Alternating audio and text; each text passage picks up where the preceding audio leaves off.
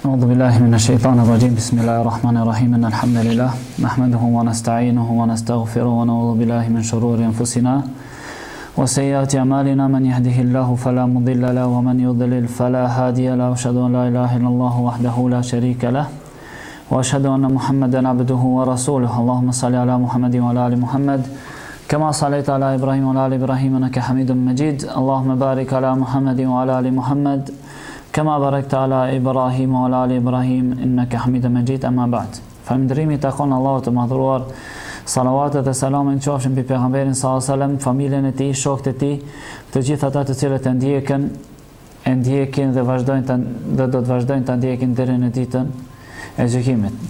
Vëllezër të nderuar, tema të cilën e kam pasur arsyeshme të flasim sonte është selami, rëndësia dhe mirësjellja me të. Kur përmendet fjala selam, mendoj se çdo kush nga ne ka të qatë për shka kemi të bën fjalë. Por dëshiroja të qasem pak në mënyrë më të hollësishme që ta dim, më thon rëndësinë e tij, sepse si shkak i neglizhencës tonë, pastaj si shkak edhe cytjeve të shejtanit, shpesh vihet re se jemi jo të kujdesshëm gjatë përshëndetjes, apo nuk i japim rëndësi ashtu siç duhet përshëndetjes me selam. Është tradit e popujve në kohën e Ademit alayhis salam deri më tani, që para se të fillojnë bisedën apo kur të takohen, të fillojnë me përshëndetje. Ndërsa në Islam është të fillosh me përshëndetje dhe buzëqeshje.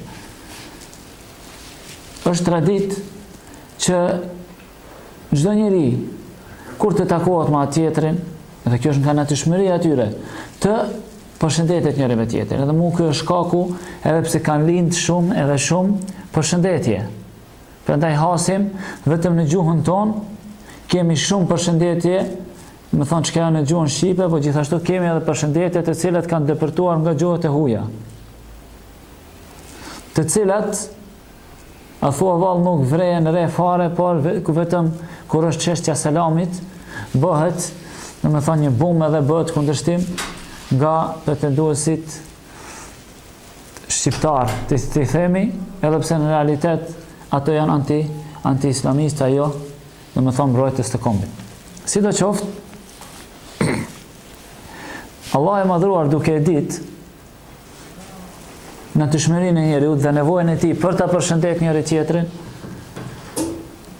nuk i ka harruar ata dhe nuk ka qenë neglizhent ndaj tyre, por ka zgjedhur një përshëndetje e cila, sikur ti mbledhësh gjitha përshëndetjet tjera, nuk do të mundte apo nuk do të kishim mundësi ta nxjerrim një lloj përshëndetje kaq të shkurt, por me kuptim kaq të madh. Edhe për këtë e dim se çdo njeri që të jetojnë në rahati ka nevojë për tri gjëra, siç e përmend edhe Ibn Qayyim. Thot njeriu për të jetuar i qetë dhe i lumtur ka nevojë për tri gjëra. E para është largimi i problemeve dhe sprovave. Pra, nuk ka njeri i cili mund të jetojë i qetë kur gjithë ka probleme. Edhe këtë gjithë janë të shmitar. Pastaj, për t'ju plotësuar kjo mirësi, është sjellja e të mirave. Nuk është domethënë vesh i heqen keqet edhe rrin atë mënyrë neutrale, ja. Plus shtimi i të mirave. Edhe çka e treta? E treta është që kjo e mirë që është prezente dhe ato të këqija të cilat janë të larguar, në këtë mënyrë të vazhdohet deri në fund. Ky pra është edhe kuptimi i selamit. Kur i thu dikujt "Selamu aleikum wa rahmatullahi wa barakatuh", do me thonë, Allahu t'i largof gjithat këqijat. Qënë përkthim, do me thonë, të përshtatshëm gjuhën tonë. Allahu t'i largof gjithat këqijat dhe t'i sjell gjithat mirat. Të selame, min shay, selame, fjala selame, do me thonë, kur je i shëndosh, kur s'ket këqija. Wa rahmetullah vjen mirësia ati, të mirat tjerë, dhe wa barakatuhu, dhe ke bereqet në këtë, do me thonë, ke vazhdueshmëri. Kjo pra është selami. I thu dikuj Allah t'i hek gjithat këshia që ka i ke, Allah t'i sjell gjithat mirat dhe inshallah në këtë gjendje vazhdon deri kur të takojsh Allahun e madhuar edhe pas kësaj. Pra ky është ai kuptimi bukfal i selamit. Edhe pse dietarët kanë folur për këtë Ibn Daqiq al-Eid, ka thonë e kanë dhënë 3 pjesë, domethënë selami. Çka ka thonë? Thot selami është në një kuptim paqe dhe mëshirë. Pastaj në kuptim tjetër është përshëndetje në veti. Dhe treta thot është ismun min asma'illah, është emër nga emrat e Allahut. Nësi ka thonë Allah i madhur, walillahi l-asma'ul husna fad'uhu biha. Allah i ka emrat më të bukur, prandaj luteni Allahun me emrat e tij. Edhe ti kur i bën dikujt selam, je duke e bësh atë duan që e përkthim, pastaj je duke lutur Allahun me emrin e tij, edhe gjithashtu je duke përshëndet. Ky pra është selami. Edhe lutesh për ta, edhe përshëndet, edhe bën dua me emrin madhështor të Allahut të madhuar. Edhe për këtë e ka përmendur Buhariu në Edebul Mufrad që transmeton nga Enesi se ka thënë se pejgamberi sallallahu alajhi wasallam ka thënë, thot inna salam ismun min asma'illah, thot dini se salam është emër nga emrat e Allahut. Prandaj është një emër të cilën wadahu Allahu fil ardi fa afshu salam bainakum. Është një emër të cilën Allahu e ka vendosur në tokë. Emri i Allahut i vendosur në tokë. Prandaj shpërndani selamin mes jush. Po kur i thu dikujt selam aleikum, nuk është vetëm paqja dhe mëshira e Allahut qoftë mbi ju. Nuk mund të përkthehet në këtë mënyrë. Ky ka përkthim bukfal, po, vetëm se ai originaliteti i selamit nuk mund të kompenzohet në gjuhën shqipe ashtu sikur është Kurani komentim i Kuranit origjinal, domethënë përkthimi nuk mund të jetë ai Kurani origjinal. Edhe selami gjithashtu nuk mund të jetë edhe nëse përdor në gjuhën shqipe, nuk është i njëjti selam dhe nuk e ka të njëjtin ndikim ashtu siç e ka, domethënë selami në gjuhën arabe. Edhe pse selami e ka origjinën më të vjetër se sa njerëzit mendojnë, se gjithë mendojnë se selami ka ardhur me ardhen e pejgamberit sallallahu alajhi wasallam dhe ka qenë e njohur tek arabët, edhe arabët janë përshëndet mes veti me këtë përshëndetje, edhe pastaj ka ardhur tek na dhe pse mu përshëndetna me këtë gjuhën arabe, kur kena gjuhën tonë. Jo, nuk është e vërtetë. Origjina e selamit rrjedh jo nga toka, rrjedh nga qielli. Edhe për këtë, siç transmetohet në hadith të vërtetë, transmeton Abu Huraira nga pejgamberi sallallahu alajhi wasallam, tregon se Allahu i madhruar kur e krijoi Ademin në atë mënyrë më të mirë dhe ishte mallësia e tij 60 bryla, e dërgoi tek melekët dhe tha përshëndeti me selam, assalamu alaikum, thotë dhe ato do ta kthejnë ty një përshëndetje e cila do të jetë për ty dhe për të gjithë besimtarët që do të vinë pas teje. Dhe shkon Ademi alayhis salam tek melekët, i thanë assalamu alaikum, e ato ja kthejnë wa alaikumus salam war rahma. Ja kthejnë atë dhe ja shton këtë edhe rahmetin e shton. Pra, mësimi që e ka marrë Ademi alayhis salam dhe që na ka pastaj ka vazhduar selami, ka ndodhur njëra pjesë nga Allahu dhe pjesa tjetër nga melekët, por njësoj e ka origjinën nga, domethënë janë të mësuar nga Allahu.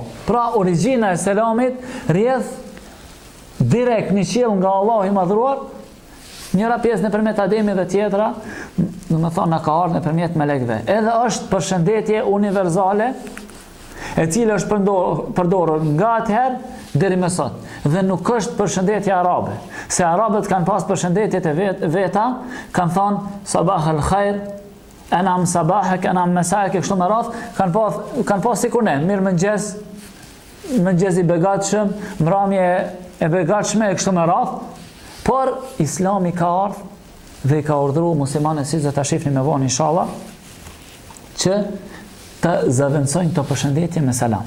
Edhe pse lejohet edhe tjerat por pas selamit, pasi që bën dua, pasi jep selam, pastaj mund t'i thosh mirëmëngjes, apo mund t'i thosh ditën e mirë kështu më radh.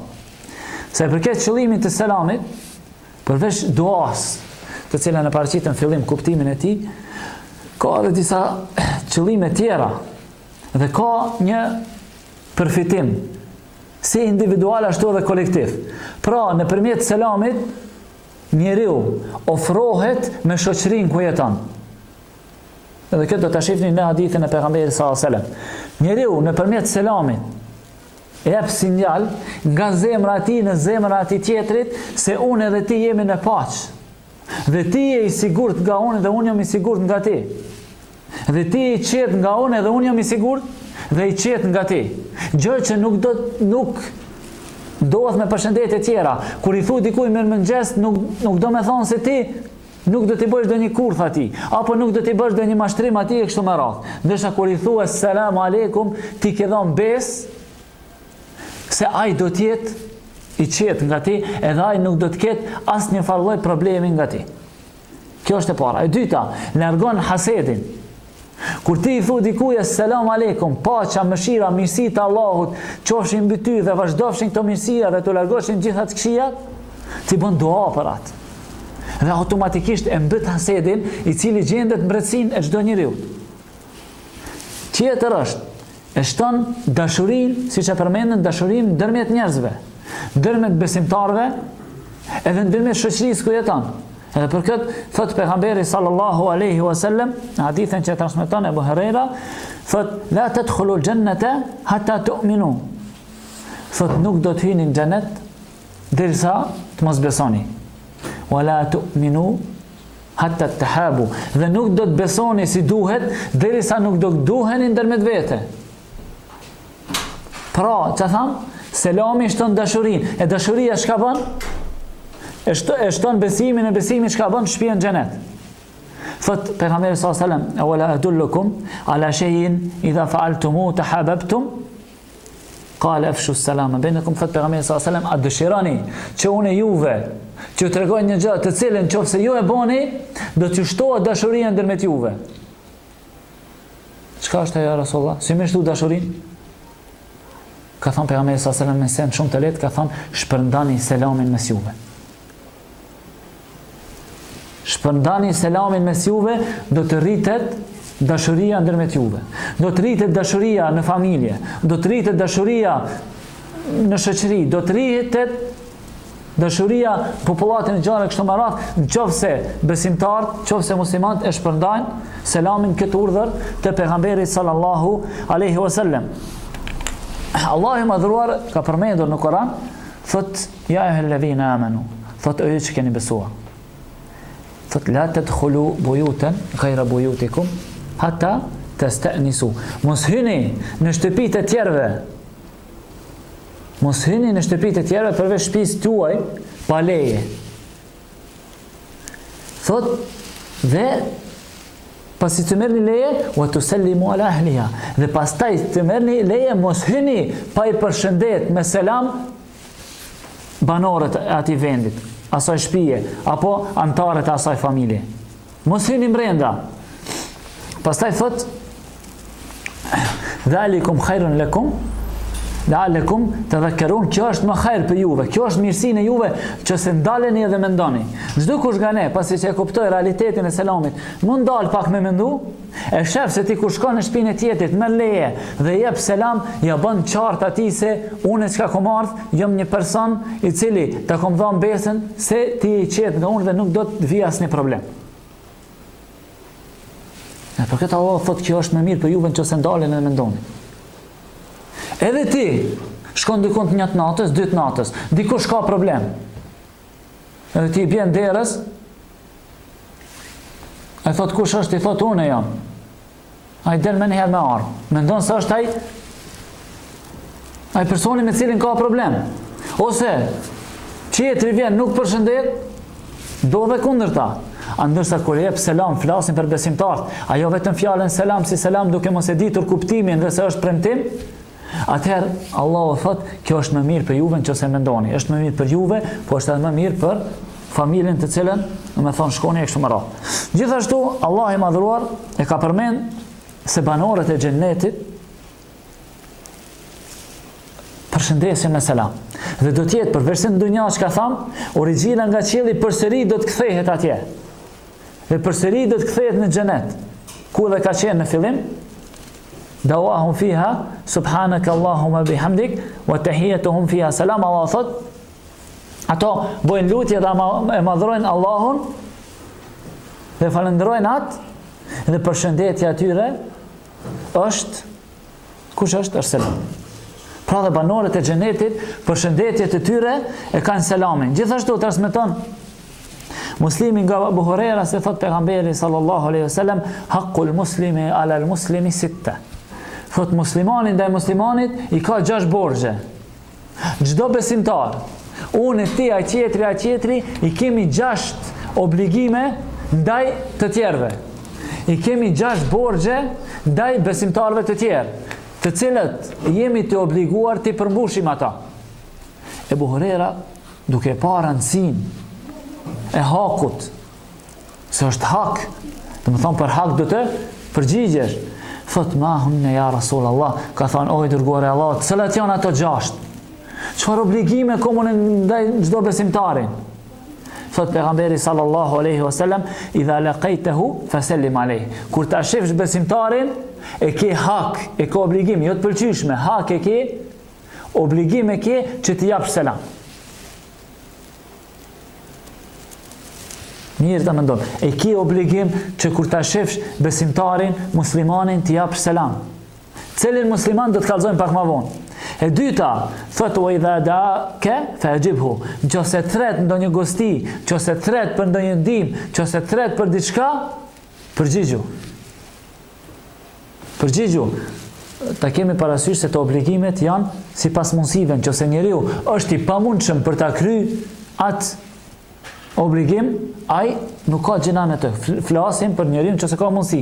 Për shembull, për selamin, ç'ish nuk ka mundësi, dhe kush ka qenë i smut ke mjeku për dhëm, edhe nuk mundet me fol.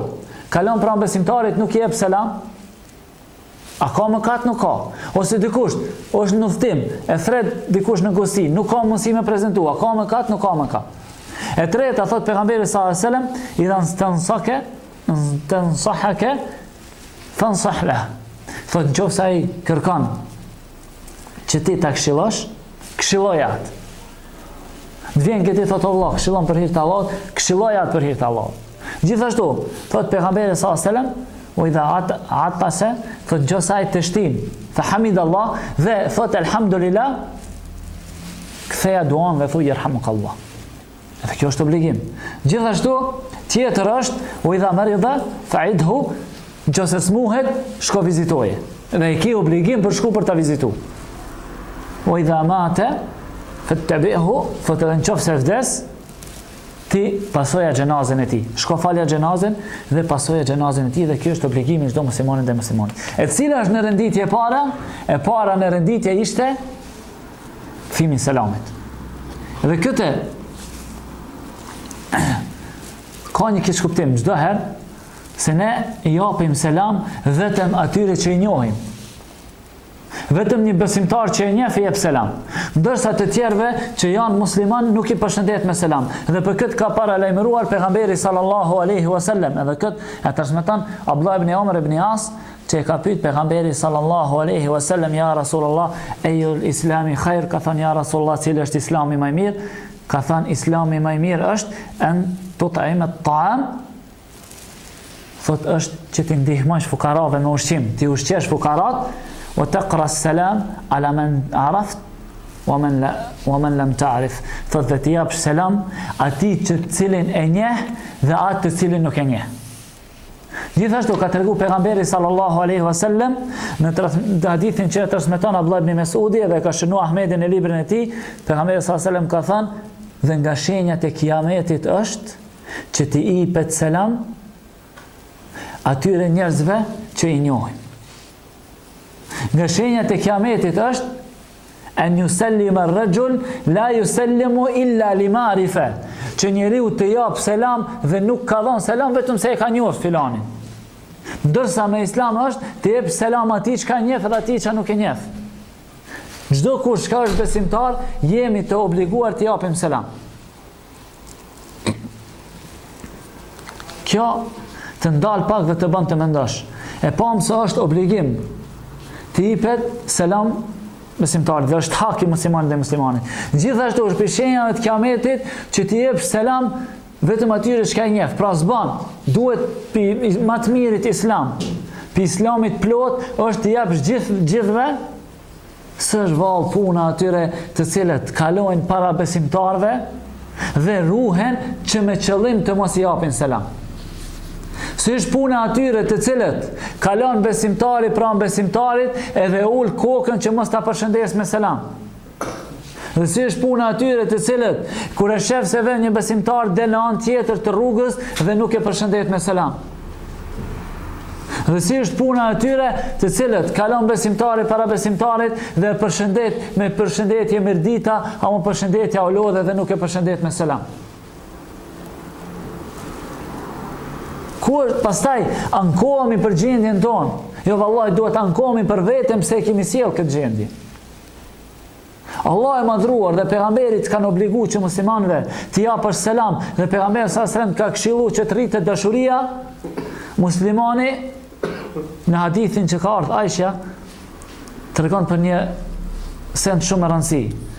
Thot Aisha nga pejgamberi sallallahu alajhi wasallam, thot jehudit që futet nuk ju kanë haset diçka më tepër se sa ju kanë haset kur ju jepni selam edhe kur bëni amin pas surës al-Fatiha. Pse? Me selam bën dua muslimani për muslimanin dhe i shpreh paqë, dhe kur bën amin pas surës Fatiha bashkohet amini me aminin e melekëve dhe pranohen duat. Aisha thot nuk ekziston tek jehudët, në hadithën nga pejgamberi sallallahu alajhi wasallam, do një urrëtie më të madhe ndaj jush se sa ju kur jepni selam e përdorni selamin dhe aminin kur e përdorni. Pra, ti e thën urdhën e pejgamberit, e thën urdhën e Allahut dhe ja plotson dëshirat e jehudive dhe plotson dëshirat e shejtanit. Deshe apo s'deshe, pretendon ti apo s'pretendon, e shpreh apo nuk e shpreh, ky është realiteti. Prandaj të jemi këtë kujdesshëm, se vallahi selami është shumë rëndësi dhe të mos kish pas rëndësi, nuk do të kishte mësua Allahu Ademit alayhi salam pi në fillim të krijimit të tij.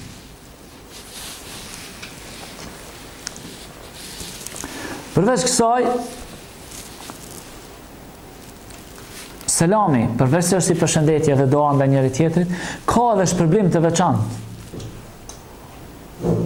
Siç e përmendëm hadithin më lart, se pejgamberi sallallahu alajhi wasallam ka thonë, nuk do të hyni në xhenet derisa s'besoni dhe nuk do të besoni derisa nuk duani. Ai dëshira të kazoj diçka me të cilën do duani, ka thonë shpërdani selamin.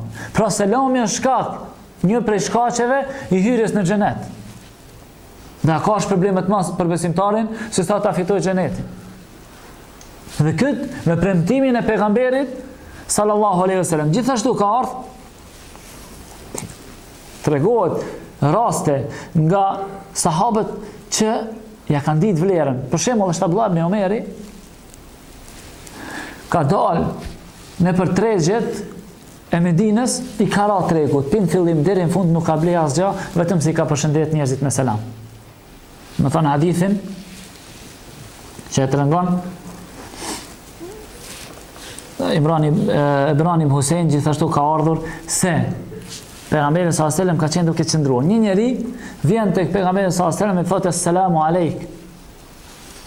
Thot paqja qoftë mbi ju, më thonë për kthimin nuk fal. Ulet ai pejgamberi sallallahu alajhi wasallam i thotë ashra.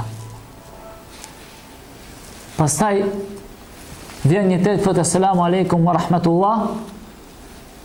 Pejgamberi sallallahu alajhi wasallam i thotë ashrin.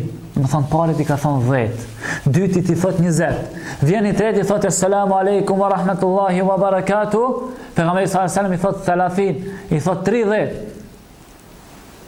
Çka 30? 30 sevape. Po ai ka thonë një selam 10. Po sa muslimanëve të jepet, dhe për këtë e tregon Tufel ibn Ubay ibn Ka'b, thotë një ditë shifsh Abdullah ibn Omerin unë dilte në për tregje, thot një ditë dole matë dhe shef, nuk blen askund. Selamu alaikum wa rahmatullahi wa barakatuh, selamu alaikum wa rahmatullahi wa barakatuh, selamu alaikum wa rahmatullahi wa barakatuh, të i përshëndet njerëzit në për treg. I thot Homer, thot pash duke kalu, as nuk bleve nga teshat e lira, dhe të përdor të që i shesin, as nuk bleve nga teshat e shtrinta që i shesin, as nuk bove ndë një kompenzim, as nuk bleve diçka, as nuk shite diçka. Pse ke dalë në treg? Ke thonë kom dalë në treg që ti përshëndes njerëzit me selam. Ky ka qenë një prej sahabive, Abdullah ibn Umeri, i cili është bërë tërbi, është eduku tek pejgamberi sallallahu alajhi wasallam. Paramendo tash një person i cili e ka mësues pejgamberin sallallahu alajhi wasallam, atë do del cilët në për tregje, në për vendet ku pejgamberi sallallahu alajhi wasallam ka thënë janë vendet më të këqija, ndërsa xhamit janë vendet më të mira, dal në për ato vende pa një dobi të madhe. Dhe për gjitha dobive cilat ka mund t'i shpreh dhe t'i përfiton nga tregu, e ka zgjedhat më të madhe në cila ka qenë shpërndarja e selamit. Si shkak i shpërblimit të madh, çka ka posedu. Ebu Shurejh tregon se e ka pyetur pejgamberin sallallahu alajhi wasallam, ka thënë ja Rasulullah, dulni ala amalin yudkhilni al-janna. Ka thënë ja Rasulullah, am kallzoni vepër me cilën unë do t'hy në xhenet. Ta bëj një vepër, edhe matë inshallah une, me mëshirën e Allahut, t'hy në xhenet. Çka ka thënë pejgamberi sallallahu alajhi wasallam? I ka thënë Ebu Shurejhit, thot inna min al-mujibat al-maghfira as-salam wa husnul kalam. Ka thënë sendet të cilat do ta obligojnë ty mëshirën e Allahut, do ta bëjnë obligative dhe ma do t'hysh në xhenet, janë shpërndarja e selamit dhe fjalët e bukura, fjalët e mira. Me këto dyja, pejgamberi sallallahu alajhi wasallam ja ka garantuar xhenetin. Përmendo tash, je prezent në atë moment kur pyetet pejgamberi sallallahu alajhi wasallam, njeriu i cili ka pas lidhje direkte me krijuesin, pyetet, ja Rasulullah, në gjatë jetës po jetojmë. Jetojmë dhe kemi qëllim. Vetëm qëllim shpëtojmë nga zjarri dhe të hyjmë në xhenet. Të arrijmë kënaqësinë tënde o Zot. Të arrijmë faljen tënde, magfiretin tënd, çka të veprojmë. Pra mendoj koncentrim të cilët e kanë pas sahabët, mendoj se edhe ne do të kishin pas një vepër të kallzon pejgamberi sallallahu alajhi wasallam, ta fitosh mëshirën e Allahut, çka ka thënë? Ka thënë afshu salam wa husnul kalam. Shpërndarja e selamit edhe fjalët e bukura, fjalët e mira. Çfarë fiton? E fiton xhenetin e Allahut të madhuar. Edhe për fund, dëshiroja t'i paraqes disa pika, disa edebe, disa sjellje apo edukata të selamit. E para duhet dihet se kur t'i jepsh dikujt selam, duhet t'ja japsh selam me kuptimin e plot të cilën e shpjeguam deri më tani. Pra kur t'i jepsh dikujt selam aleikum, për një me të vërtet, ai tjetë i garantuar nga ti se nuk do ta dëmtosh. Për një me të lutesh për atë, edhe me të vërtet ja dëshirojsh të mirën.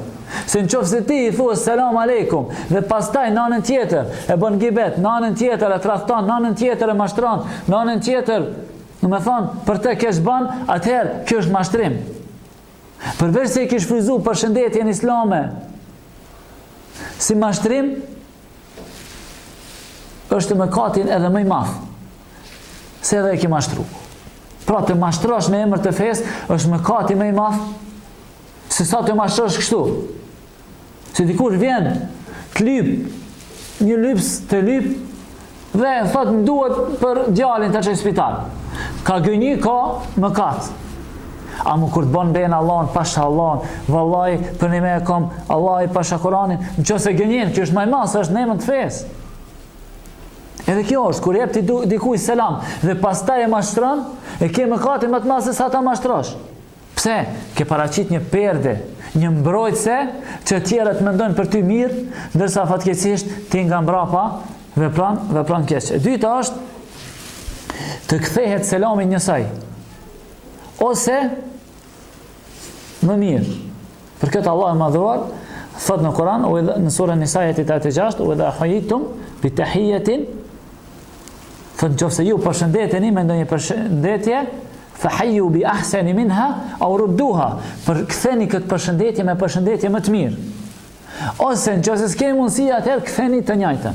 Kur thot dikush asalamu aleikum, më së miri është me kthy wa aleikum assalam wa rahmatullah wa barakatuh.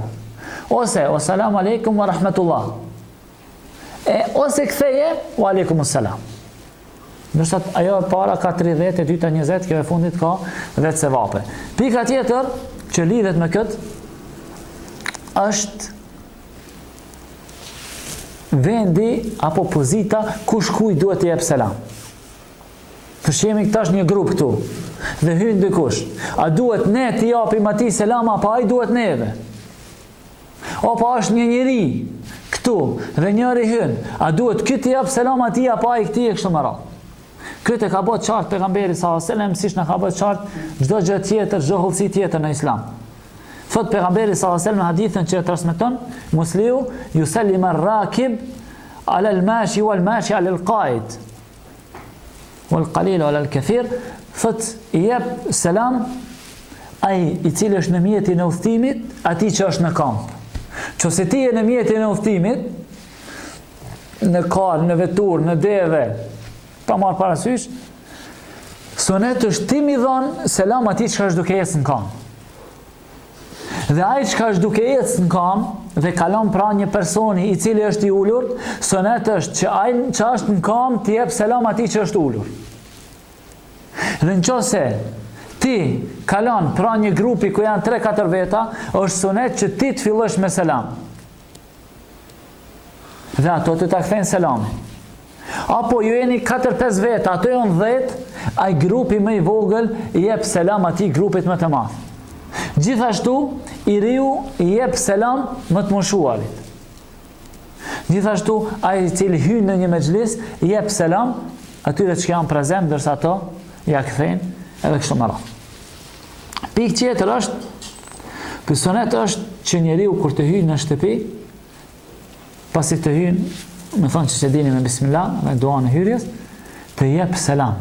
Edhe për këtë në hadithin që transmeton Tirmidhiu, thot pejgamberi sallallahu alaihi wasallam, thot kur të hyjni në shtëpi, jepni selam, sepse ajo do të jetë bereqet për juve edhe për familjen tuaj. Jepni selam, sepse ajo do të jetë bereqet për juve edhe për familjen tuaj. Pikë tjetër është, gjatë dhënies së selamit, të mos ngritet zëri shumë, por edhe mos të jepet selami të mos ndëgjojnë. Që këtë e transmeton Miqdadi se pejgamberi sallallahu alajhi wasallam një rast kur ka shkuar në shtëpi tek ta ka dhënë selam. Thot jepte pejgamberi sallallahu alaihi wasallam selamin aq sa ta ndëgjojmë ne të zgjuarit dhe të mos i zgjonte ato shkëra në gjumë. Subhanallahu, çfarë edukate. Ajo se kone kur hynë 12 natës derën e plas selamu aleikum, ato dikush në gjumë, dikush qohën, thot qanë musliman që qonin qa duhet selamin me këthy. Ja, sunet është mos mi zgjua që është duke pushu, sunet është mos mi pengu atë qka është përshemë atë jenë dhomë duke mësu e kështu më rafë, është që mos i pengojsh tjerve që ka në të zanë. Edhe kur tjep dikuj selam, të të ndëgjoj atë selamin. E jo si kur është bëhet është kena, vetëm selam, selam. Jo, thuj, assalamu alaikum. E pa të përshëndetje.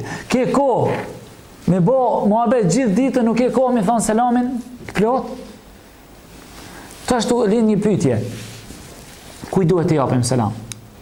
Dhe nga kush duhet të pranojmë selamin? Selam duhet të japim çdo besimtari, çdo muslimani, i cili fal namazin, apo fal xhumat, apo agjeron, kështu më radhë, pra që është besimtar dhe deklaron veten si besimtar. Ndërsa nuk duhet të jepet selam ato të cilët tallen me selam, edhe mos besimtarve.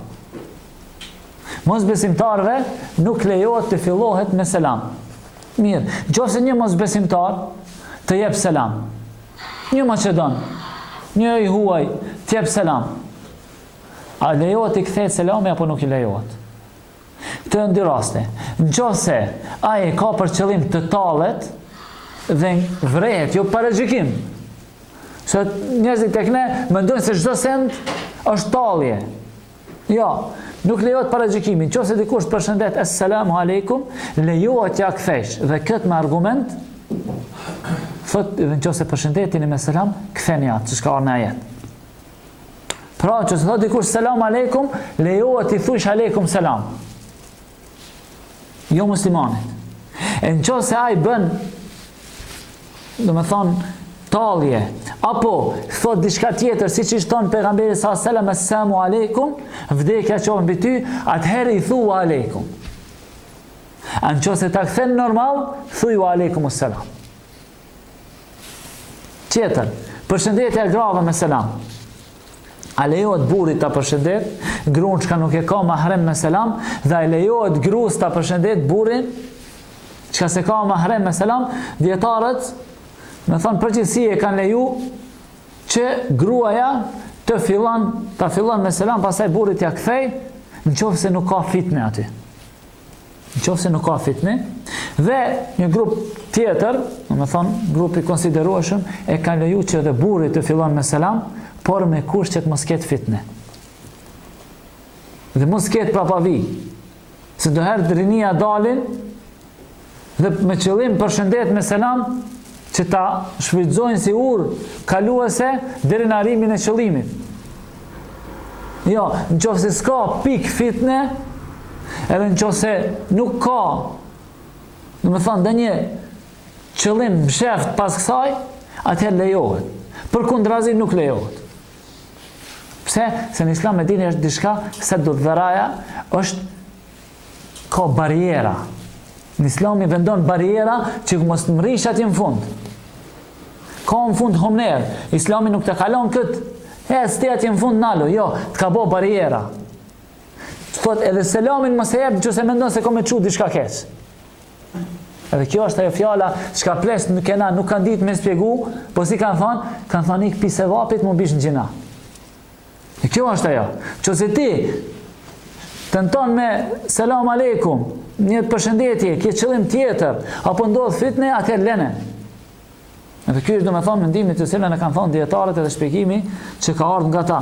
Pikë tjetër është përshëndetja kur bëhet, është më së miri të bëhet me dorë. Domethënë kur ta bësh, jo vetëm selam aleikum dhe të vazhdosh, po ta përshëndesësh me dorë. Por djemt të përshëndesin djemt dhe grata, jo djemt dhe burra thot fitojnë se valla.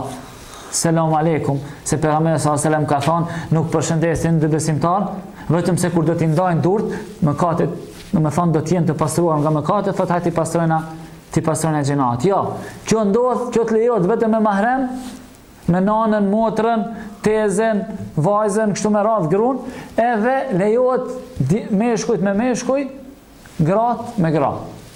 Pikë tjetër është që besimtari nuk duhet të haran, pasi që e përmendëm kur hyn me xhlis duhet përshëndes, gjithashtu edhe kur del nga mezhlisi duhet të jetë ai i cili kur del me selam. Edhe këtë kemi cek, me thonë dietarët e kanë përmend se ndodh shpesh që njerëzit rrinë me xhlis edhe vetëm del. Pa mos dhënë selam. Jo, duhet që edhe si ke hyrë me xhlis edhe kur delsh, të delsh me selam. Gjithashtu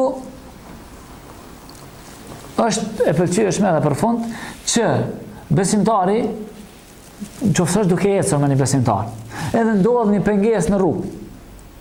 Për shembull, je duke ecur edhe është një mur ndërprerës. Pastaj prap takohesh me besimtarin. Ose është një vetur ndërprerëse, ose është një autobus, ose pa marrë parasysh diçka, është e pëlqyeshme dhe sunet që përsëri të përshëndetesh. Pse ka ndodhur ndërprerje? Dhe takimi të jetë përsëri me selam. Lut Allahun e madhruar që të na bëj siç përshëndetemi në këtë dunja me selam, të hyjmë edhe në xhenetin e Allahut me selam, do me thamë me paqe. Lut Allahun e madhruar që të na bëj nga ata të cilët do ta shpërndajnë selamin dhe do të jenë sinqert në shpërndarjen e tij dhe ta kenë qëllimin vetëm për hir të Allahut. Lut Allahun e madhruar që të mos ngabojnë nga ata të cilët për shkak të interesave personale apo për shkak të citjeve të shejtanit e shfrytëzojnë Islamin në arritjen e qëllimeve të tyre, lutë Allahun e madhruar që t'i bashkojë zemrat e muslimanëve, t'i bëjë ato që t'i shtohet dashuria e sidomos gjatë dhënies selamit. Subhanakallahumma hamdika ashhadu an la ilaha illa ant astaghfiruka wa atubu ilaik wa sallallahu ala Muhammedin wa ala ali Muhammad.